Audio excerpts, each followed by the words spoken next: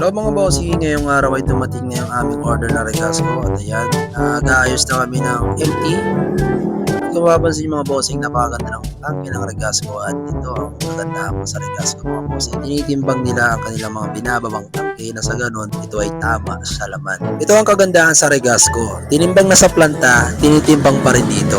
Wise talaga to si Regasco. Sakto na ang laman, maganda pa ang tangke. Tinitimbang nila mga bossing dito ay empty na tangke. Chine-check nila kung yung waste ng tangke ay tugma doon sa timbangan. At ayun mga bossing, ito yung tangke na may laman at yun, tama naman ang terweight niyan. Nga lang, di ko siya nalalapitan pero sure naman kami na tama ang laman yan mga bossing. At yun nga, may konting biruan mga bossing. Ang sabi pala ni bossing dito, Gusto ko.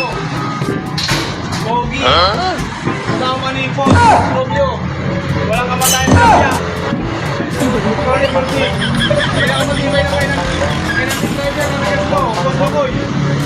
at yun dahil dyan, nagpapasalamat ako sa dalawang tauhan ng Regasco na to na napakasipag at napakabait dahil ginagawa nila yung tamang pag-deliver ng LPG sa amin.